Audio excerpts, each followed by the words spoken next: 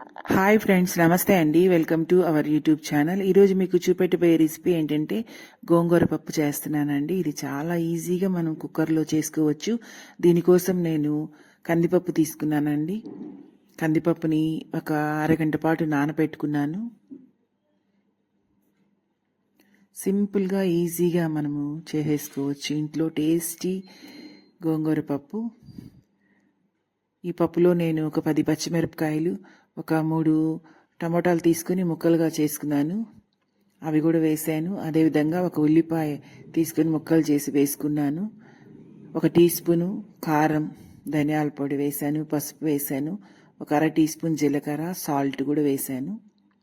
ఇప్పుడు గోంగూర వేస్తున్నానండి. ఇది ఒక 2 కట్టలు తీసుకున్నాను గోంగూర. ఇవి కూడా వేసుకుంటున్నాను. కొన్ని వాటర్ యాడ్ చేసి దీన్ని ఒక 3 నుంచి 4 విజిల్స్ వచ్చే వరకు ఉడికించుకుందాం.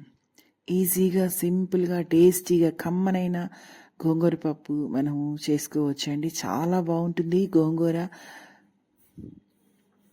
4 విజిల్స్ వచ్చాయండి. ఇది ఉడికిపోయింది. ఇప్పుడు దీన్ని రుబ్బి తాలింపు పెట్టుకుందాము. నెల్లూరు స్పెషల్ గోంగూర పప్పు చాలా బాగుంటుంది. నెయ్యి వేసుకొని తింటే చాలా చాలా బాగుంటుంది. దీన్ని నేను ఇప్పుడు పోపు పెట్టుకుంటున్నాను.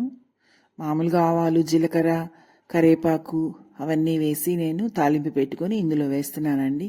అంతే, సింపుల్, ఈజీ గోంగూర పప్పు రెడీ అయిపోయిందండి. ఈ విధంగా మీరు తయారు చేయండి. మీరు చేసి మీకు ఎలా వచ్చిందో నాకు కామెంట్స్ రూపంలో తెలియజేయండి. నా వీడియోస్ కానీ మీకు నచ్చినట్లయితే నా వీడియోస్ని లైక్ చేయండి, షేర్ చేయండి. నా ఛానల్ని తప్పకుండా సబ్స్క్రైబ్ చేయండి. Bye friends.